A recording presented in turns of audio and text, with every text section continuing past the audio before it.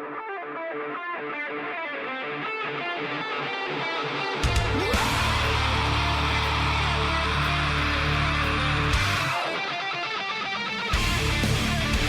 right, well, screw you. We're going to go anyway. So.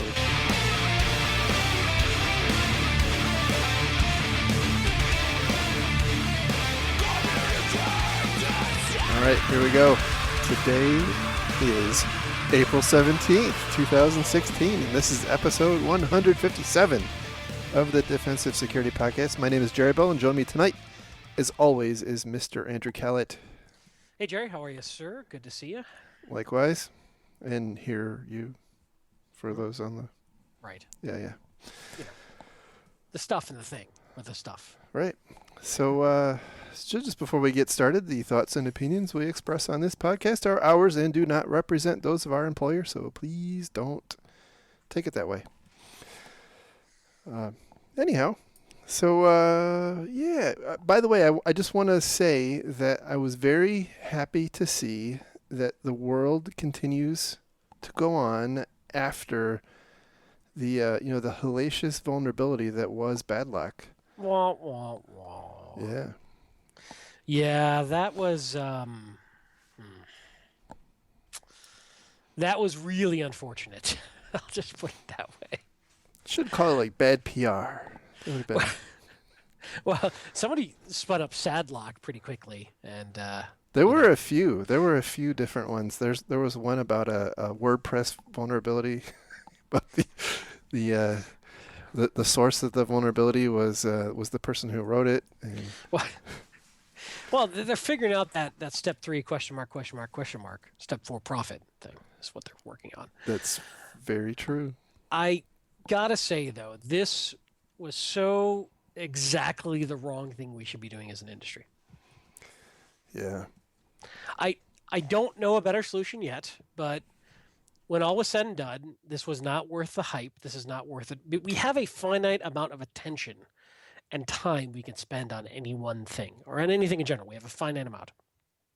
The problem with something like this is they'll argue, well, it gets attention, it gets this, but should it have had this much attention? And I would argue no. I would say that this is a fairly run-of-the-mill sort of vulnerability. This was not a heartbleed. This was not a shell shock. This was not, this was boring and stuff that happens every month. This is right up there with a lot of stuff Microsoft pumps out every month and others in their average patching cycle. So the problem is it spun a lot of people up. I was getting emails from executives. I was getting emails from, our cyber threat intelligence team. And, and I was like, well, what do you think about this? What's going on? I'm like, well, let's just wait and see. Let's just wait and see. And then, of course, the day comes where it releases and everybody's scrambling to figure out what it is and figure out if this is something we need to react to. Meanwhile, we're spinning cycles on this that we really didn't need to spin. So, shame on this company. And shame on us as an industry for falling for it. We really should be a lot more skeptical, I think, going forward of these sorts of named and branded and logoed vulnerabilities that have theme songs and bumper music and dancing mascots. Models. Yes. Yeah. Unfortunately, most of the models are like middle-aged, overweight hacker types sitting in their basement like us. Yeah. What are you saying? I'm saying keep your shirt on. Oh, okay. So, yeah, I know we weren't even preparing to talk about this today, but I do think it bears saying that because this is what gets executives' attention, and then they divert those of us down in the trenches from actually working on stuff that really matters. Yeah, that's been my big problem. And we've seen this happen quite a lot, whether it was Venom or Drown, and not to take away from the fact that these are, at the end of the day, vulnerabilities, but there is a prioritization scheme that has established for a particular reason. And in this particular case, there were actually other vulnerabilities that were far more important in just in that one Patch Tuesday release than this one. Absolutely. And that's I think that's the problem that we have to deal with. Now, I think the other thing to consider too is that the more of these things that happen, there is a boy that cried wolf type syndrome, right? And at some point, I think people are going to stop caring, which kind of portends interesting things for the next time there is a Heartbleed. Yeah, I agree. And I think it's going to have to be an organic, sort of grassroots groundswell of concern the next time something real comes out. If we keep going down this path, because people are going to get cynical, rightly so, and this is clearly turning into, and admitted by this stupid company. They wanted this publicity. They wanted. Well, I'm hoping it's backfired on them badly right now. I really, really do. I really hope that they are getting punished in the market for this. But they wanted this level of publicity. They wanted this level of awareness, so that it drives their marketing and makes them all fancy. And I think it was completely overrated. Yep. Well, anyway, that's that's that. Hopefully, we don't have too many more of these to talk about. I think honestly we're going to see a lot more of this before we're going to see less. I think this is the wave of the vulnerability future. I hope you're wrong. Certain companies. I hope you're wrong. All right, well, let's get into our stories. Our first one tonight comes from helpnetsecurity.com, and the title is EU approves new data protection rules. Jerry, this sounds really boring. Why are we talking about this? Well, it's an interesting thing because it has some gigantic ramifications, and it's also, I think, in some venues being misinterpreted. Not in this article in particular, but the headline grabbing news is that violating the principles of this new data protection regulation could result in a fine of 4% of your annual revenue, which is Wow. which has some teeth. I mean, when you look historically at some of these data privacy regulations, when you violate them, you have fines in the tens of thousands of dollars, and when that's levied against a Google or a Facebook, it kind of gets lost in the noise. But when you start talking about fining, 4% of hundreds of billions of dollars, that adds up to real money fairly quickly. So Yeah, it's an interesting, target. In many ways, you've heard regulators talk about, we want to fine an organization enough money to make it hurt, but not enough to make it an existential fine to put them out of business. right. So apparently, the regulators decided that 4% was the magic number there. Yeah, and also I think the point is that it's up to 4%, right? So Yeah. I don't think it's an automatic 4%. So I'm sure there's Though, if you're real cynical, you could just count that into your expenses and just plan for it. ouch, I suppose. So there were a couple of other requirements or new things in this regulation. One was a right to be forgotten, which by the way was already more or less codified in the EU, and some interesting, I think, pros and cons have emerged. But I think the new requirement here is that it's easier to exercise your right to be forgotten.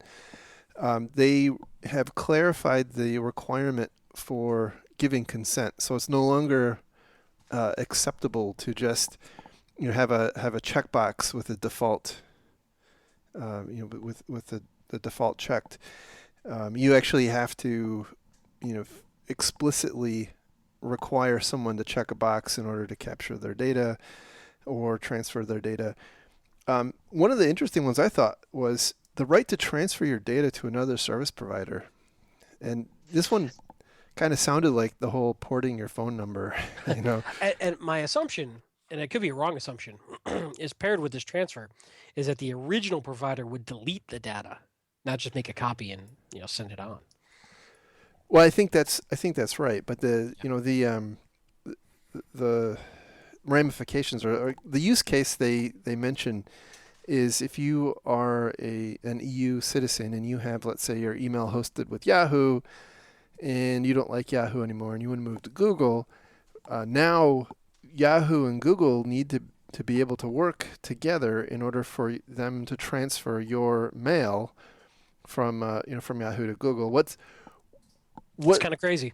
Well, it is. I mean, I don't think on the one hand it's not terribly complicated, but on the other hand, I do wonder if there's, and I've actually read through. I didn't see if there's any expectation that your email address goes with it. Hopefully, they didn't get that crazy. But um, let's see.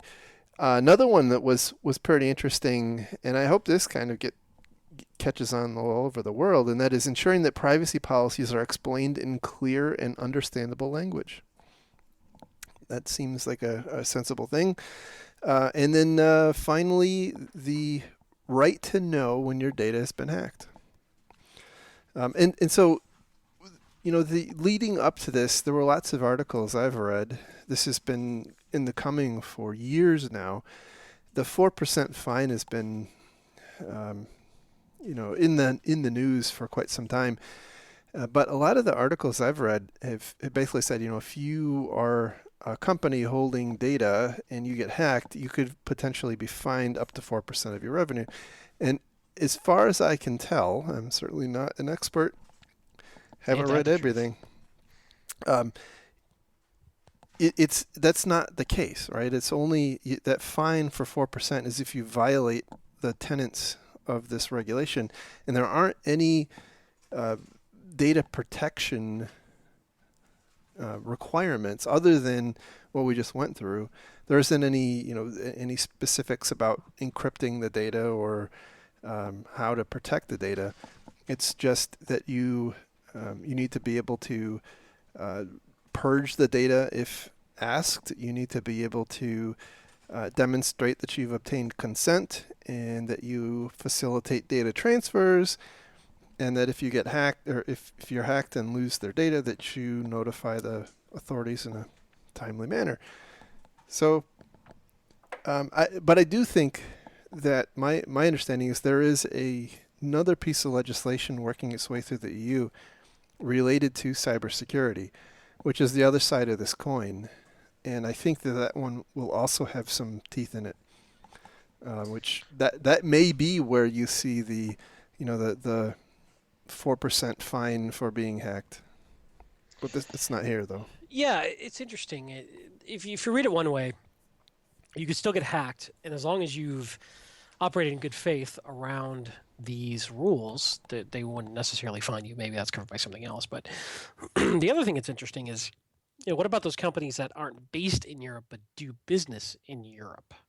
I'm assuming that these would apply to that as well. So yes, that may be something where these folks really need to watch out, especially as those organizations that aren't based in Europe, who aren't intimately familiar with these rules, but are doing business in Europe.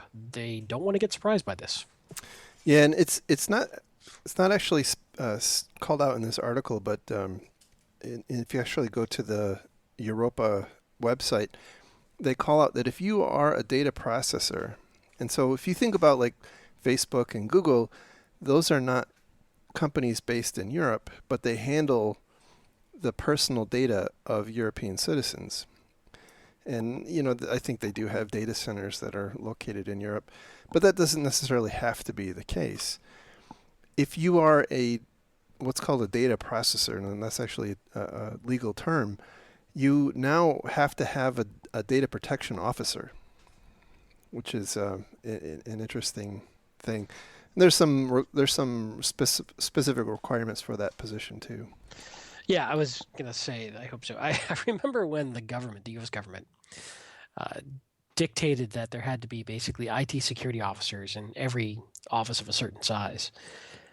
And what inevitably ended up happening was secretaries, assistants, admins started getting assigned this role. So they had this role assigned to them, but really had no knowledge or expertise or training to actually execute on this role.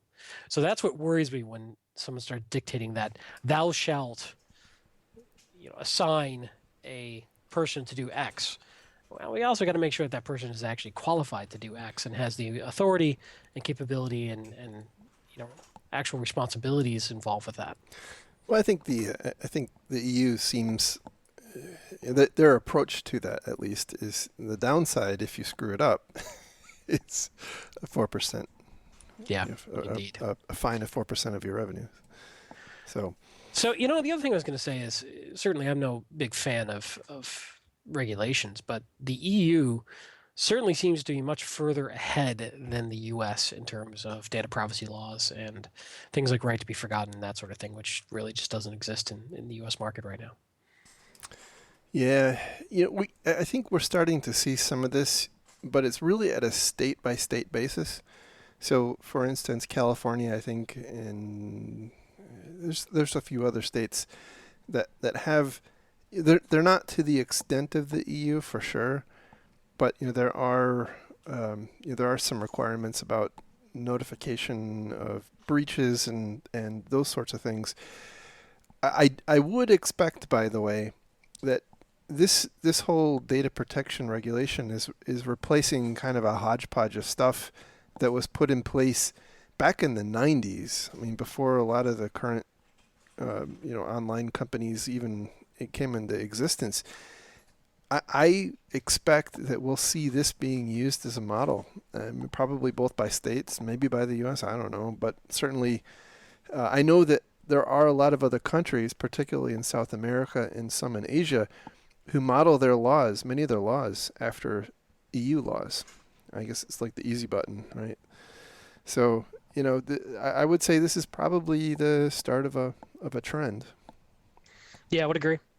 And in some ways, it's, you know, again, I'm not a big fan of government regulations, but consistent, you know, methodical regulations across a large area allows businesses to better cope with them.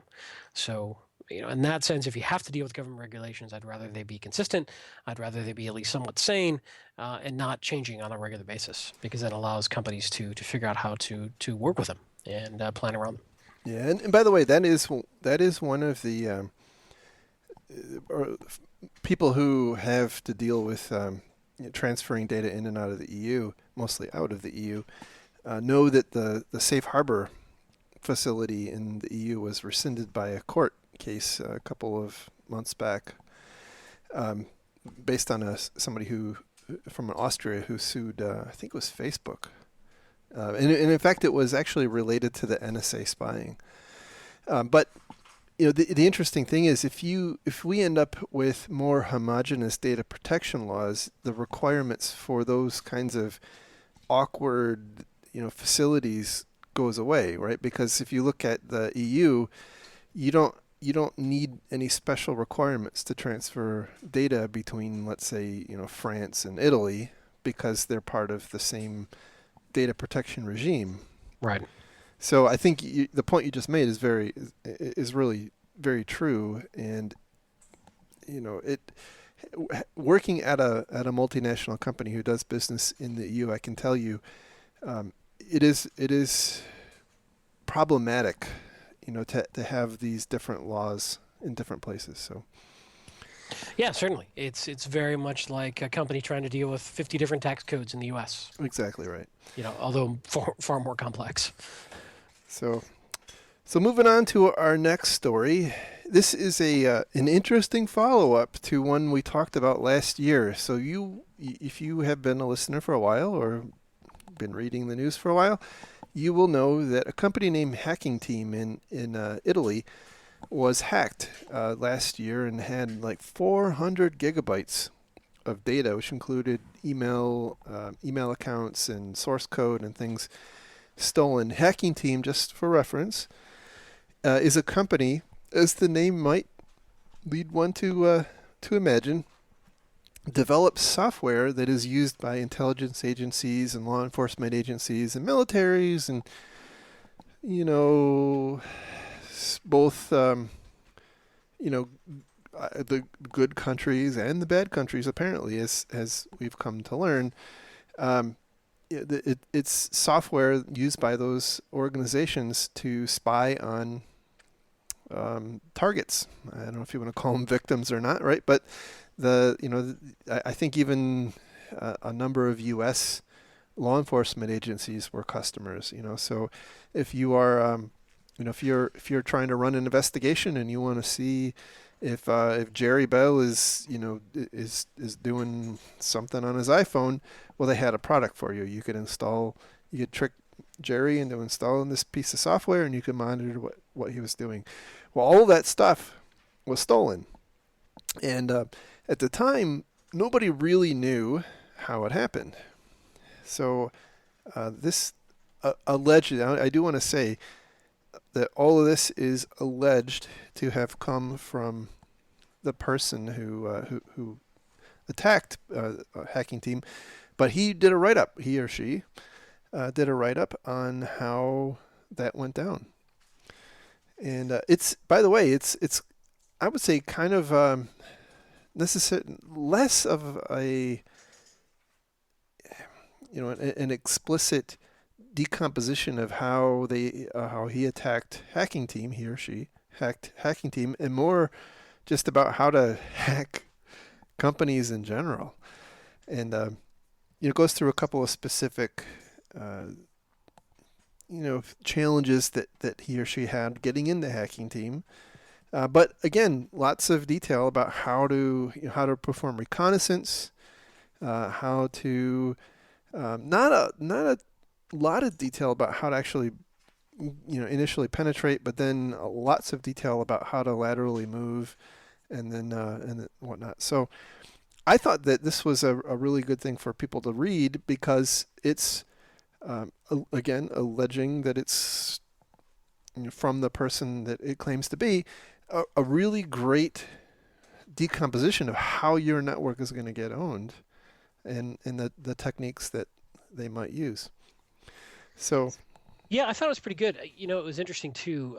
Early on, he's talking about how he's doing recon and trying to figure out how he wants to get in, and says, some stuff that I think is true, which is that most folks go the social engineering and spear phishing route, which I think is absolutely accurate. He or she ends up going a different route and finding an alleged 0-day on either an email, anti-spam, or VPN appliance. Doesn't say which, because apparently it's still undisclosed and unpatched, and crafts what appears to be a remote code exploit with a backdoor and directly attacks one of those internet-facing appliances, which, to be honest, it's relatively rare nowadays for most company exploits. It's not that people aren't constantly scanning for things to compromise, especially if you've got WordPress and Joomla up, but in general, most of the attacks that we see are successful don't come in the front door like that. They come in usually through some sort of phishing, spear phishing, social engineering, something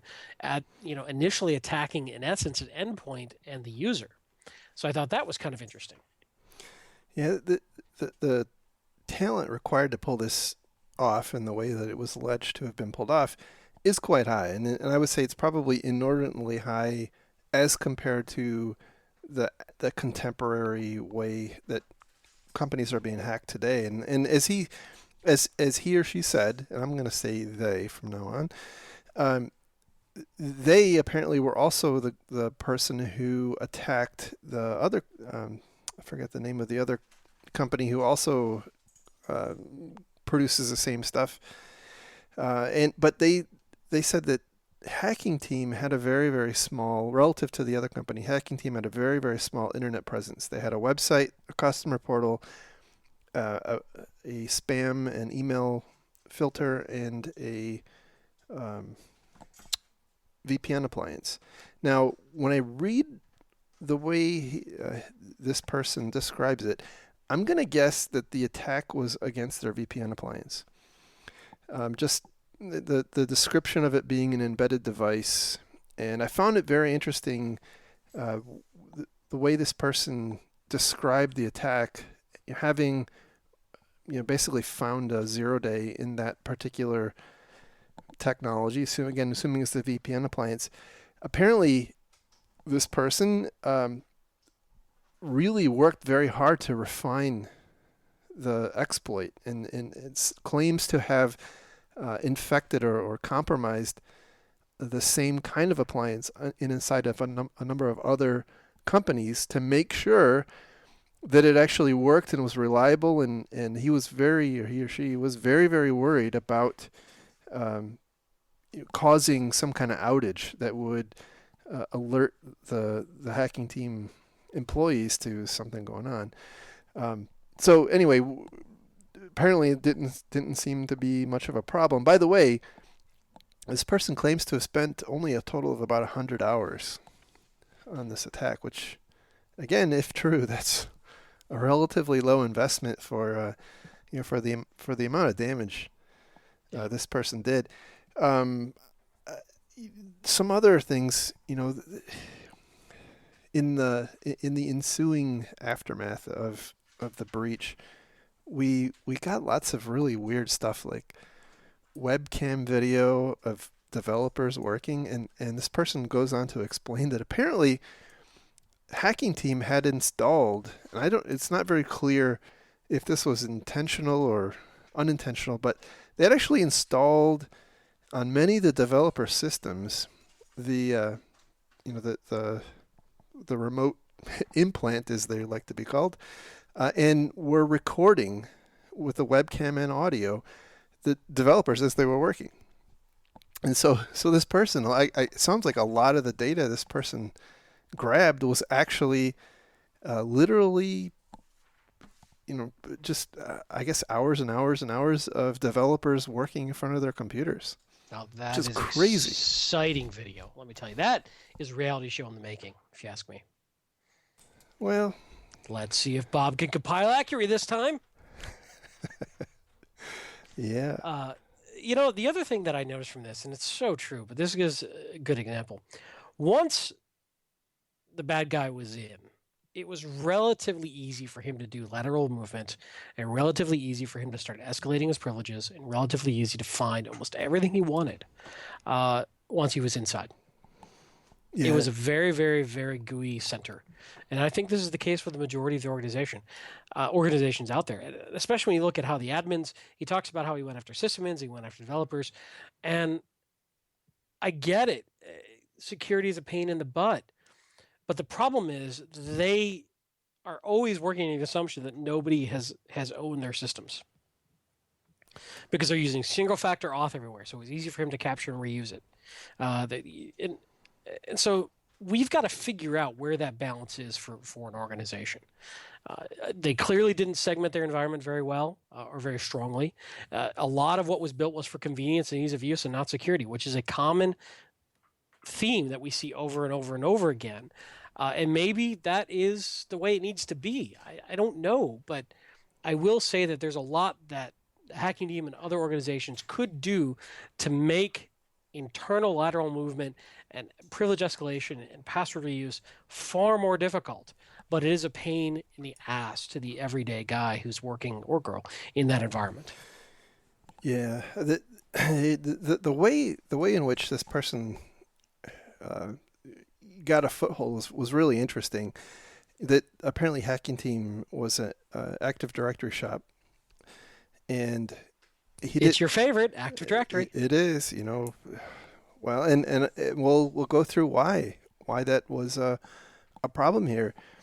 So again, with the understanding that certainly Active Directory has many upsides, but again, here's a problem. So anyway, here we go. The attacker found that there was an iSCSI vault, effectively accessible. He or she mounted it remotely using one of the first things they did was set up a SOX proxy, right? So he or she set up a iSCSI client routed through the SOX proxy, mounted it, found some backups. One of the backups was their BlackBerry Enterprise server.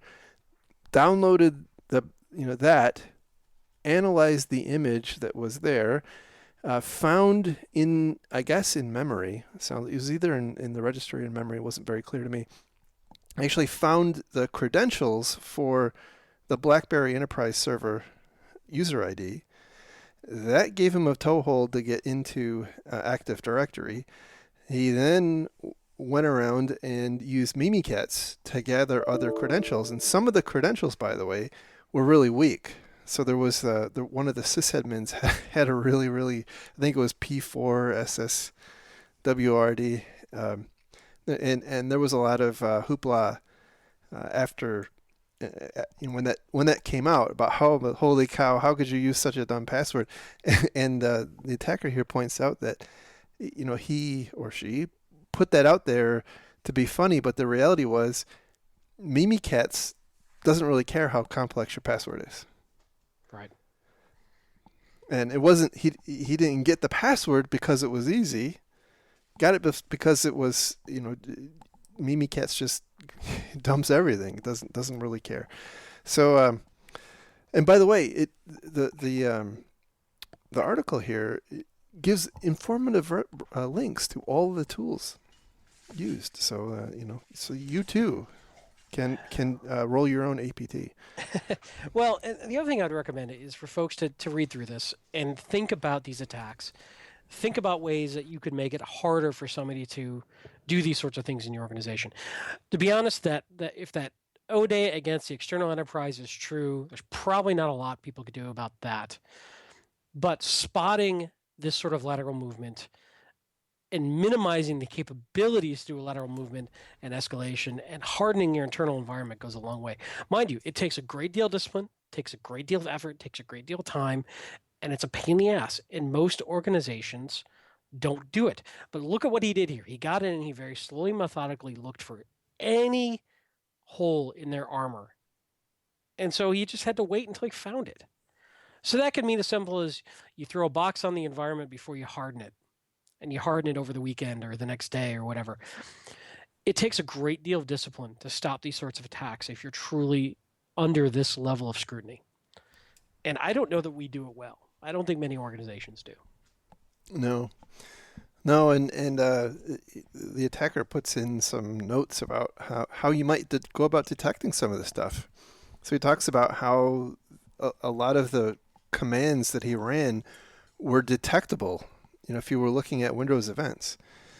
Because like PS exec was was used pretty liberally, and that's pretty noisy. And he points out how you would go about detecting that. Let's see. Oh, there was another interesting aspect to this, was that the source code was actually stored on a separate network that was not very clear if it was routable or isolated or whatever, but required some kind of authentication or a separate method to get into. And it wasn't very clear how to do that, but apparently the attacker here figured out who the sysadmins were, apparently through using LinkedIn, by the way, and was monitoring their activity on their laptops. And notice this guy had this one sysadmin, the one with the weak password, had a TrueCrypt volume. And obviously he couldn't get into the TrueCrypt volume, so he just waited until the sysadmin mounted it, and, once he saw it mounted, he copied it. Right. And that, in fact, was apparently where the passwords were and information he needed to get into that source code repository, and then download all of the the code for the product, as we'll call it. So it's a great read. I think it's a translation from another language, so it's a little bit rough, and there are some details that you have to kind of infer, but it's I think it's just a great technical read of an attack. Whether or not it was necessarily legitimate, this matches things I've seen in the past. So yeah, agreed. Even if it's not 100% real, everything in here is valid, to my understanding. Yep. So there's that. Moving on to the next story. This one comes from ThreatPost, and it's a quick one. Apple has quietly end-of-lifed QuickTime for Windows. And I thought this was an interesting one to talk about because, number one, it's an important topic because the Zero Day Initiative actually announced that they have two critical vulnerabilities in QuickTime for Windows, and Apple said they're not going to patch them. So here we go. And apparently Apple's not really, and I know they did this similar thing with Safari for Windows. They just kind of like stopped supporting it. They just stopped producing patches. And I think the challenge here is that a lot of patch management and vulnerability management programs rely heavily on vendor patch notifications. And so here's a really good example where the vendor didn't put out a patch notification because, well, there isn't going to be one. And so how would you, if US Cert in this particular case started banging the pots and pans saying, hey, maybe we should all uninstall QuickTime for Windows, in the absence of that, how would our vulnerability management programs handle something like this? Yeah, it's a good question. I think it really comes down to lifecycle management of software and hardware, and knowing what you have in your environment and knowing when they go end of support, which is not easy. I'm not saying it's trivial, but if you're only relying on your vulnerability management tool to tell you, hey, there's a patch out. Now, some really good vulnerability management tools will also tell you when things go out of support, but it makes you wonder how many other, this is a high profile piece of software. It makes me wonder how many other pieces of software are living in our environments that are completely out of support and we don't know it and have probably vulnerabilities. Yeah, exactly. And I know that especially in larger companies, there's a heavy reliance on someone, especially on the workstation side, kind of being the designated owner and looking out for things like this. But those tend to be on the more vertical applications. So the more business applications. So your the clients for your ERP or what have you. Whereas this is more of a commodity thing, and often I'm not sure that there, at least in my experience, I'm not sure there often is that kind of oversight. So anyway, it's something to think about. Hopefully most everybody's gotten the message on this one, but it's something to put in your pipe and smoke. And the short message is you probably should uninstall it in your environment on your Windows boxes. Yeah. That's really the bottom line there. Get it out of there. So the last story is also a follow-up, and this one comes from We Live Security, which is the ESET AV blog, and the title is Medical Data Breach Leads to Record Cash Settlement. So the story here was the St. Joseph Hospital system or health system in California was breached, and they had 31,000 records stolen, and a couple of people filed lawsuits, and a court awarded a $28 million judgment. And apparently this is the largest, at least in California, the largest judgment on a per victim basis. And I did the math, and I think it came out to roughly $240 per person. So $7.5 million was set aside for the 31,000 victims, or affected. I guess they're not necessarily victims unless something actually happened to them. Hey, them's fighting words there. I know. $13 million had to be spent on making their hospitals compliant with regulations. I thought that was an interesting take. But you might be wondering, right? What about the lawyers? What about the lawyers? Who's looking out for the lawyers? Don't worry. Okay. Don't worry. The lawyers got $7.4 million. Thank God. I know. I was worried. I was too. I was. I mean, they've got to eat. Yeah. Well, I mean, it's interesting because the plaintiffs got $7.5 million and the lawyers got $7.4 million. Well, the lawyers' children are hungry too. That's very true. And now they can eat pretty well. I will tell you, just as a quick aside, I'm watching Better Call Saul, which I know you're too old. You don't watch anything but Matlock, but it's a TV show which is a spin-off of Breaking Bad, and it's about a bit of a shady lawyer. And of course, this is pure fiction. I know that. But whenever I hear stories about this, it just sort of makes me think about TV shows like Better Call Saul and wondering how much of that is actually based on reality and how much is just pure fantasy of the writers. Look, Matlock was a lawyer too. Okay? Matlock was he was above reproach. What do you mean was? He's gone? What are you telling me?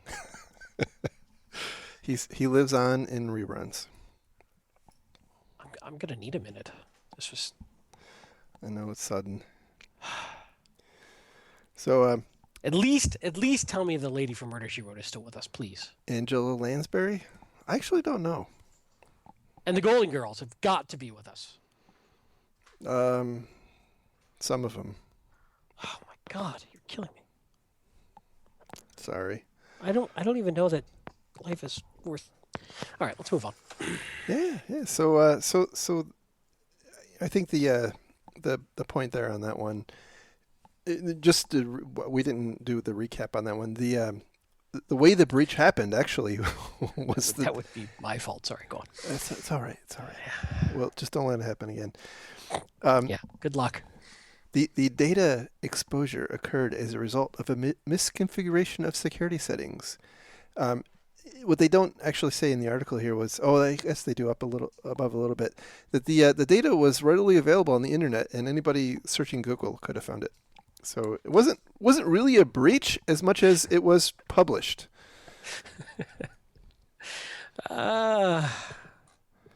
Yay. Yeah. But I think the interesting thing is that we're starting to see a trend line. I think at least of courts being a little bit less tolerant, I guess, and more. Oh, let's be clear. What we're starting to see is that lawyers are convincing courts to be less tolerant. Fair enough. But I think each successful case like this sets another precedent, right? Sure. And that's the thing to keep an eye on.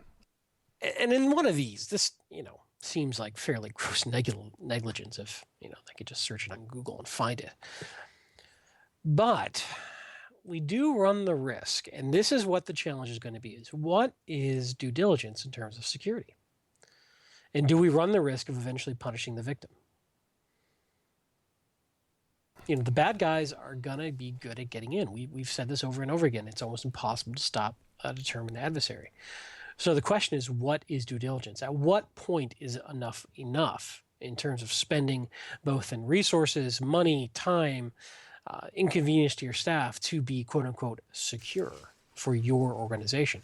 And this is what I think is really going to be something that's going to get fleshed out as a result of more compliance, more laws, and the cyber insurance industry over the next 5 to 10 years, because it's a tough problem to solve. And I think it's also one that's going to be keep being a moving target as attacks evolve and as defenses evolve.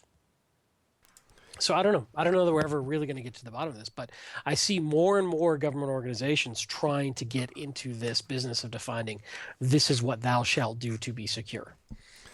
Yeah, well, we talked about the story of the California Attorney General's report. I guess it was a week or two back, making reference to the top 20 critical security controls. And I'll tell you, I think that a lot of organizations struggle with the concept of what's enough, right? What is the right level of security? And we see time and again things like in the FTC in the U.S. Going after companies because they got breached. There was they basically put LabCorp out of business. And I think the concern is that you're right. In this particular case, I think it's a little different situation because, well, they just published the data. It wasn't that they were hacked. But in other cases, yeah, they are both the people who had their data stolen and the company that was compromised are victims. But at some level, there is a responsibility of the organization to keep that data safe. But I guess the question that no one really has a good answer for is, what is the level of required diligence there? Yeah, everybody could have the best of intentions, but knowing what to do and actually executing it with discipline over and over again is something completely different. Yep. So, we we continue to not have an answer there. So anyway, that is the show for this week. I definitely thank you for listening. And if you have any comments or questions, send us an email, info@defensivesecurity.org. If you like the show, give us some love on iTunes. Makes us feel good. It's our internet points. Thank you again to the people who have donated to our Patreon campaign. I continue to be in awe of that. Let's see. You can find links to the stories we talked about today on our website at www.defensivesecurity.org. You can follow Mr. Callett on Twitter @Lurg and me on Twitter @MaliciousLink. With that, any parting words? Have a great week, everybody. And thanks, as always, for listening. And we will talk again soon. Take care. Hit us on the interwebs. That's right. Bye-bye.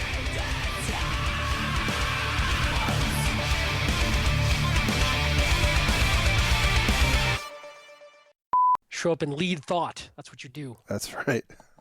You leverage synergies to increase shareholder value. I can't speak because I just bought a car, so I don't think car fully encompasses it. I think yeah, land, tank. it's more like a aircraft carrier on wheels. Land yacht. Yeah. You ever see the heli carriers from the Avengers? Mm-hmm. It's kind of like that, but it doesn't fly. Right. Yeah. And there's no, random actors running around on it. Not yet. And certainly no Scarlett Johansson. Not yet. Well, it's true. That is true. I should not Give it some time. prejudge your Don't. ability to kidnap anyone. I appreciate your support. Bye-bye. Bye-bye now. Bye-bye. Bye-bye. Bye-bye. Bye-bye. Bye-bye. Bye-bye. Bye-bye. Bye-bye.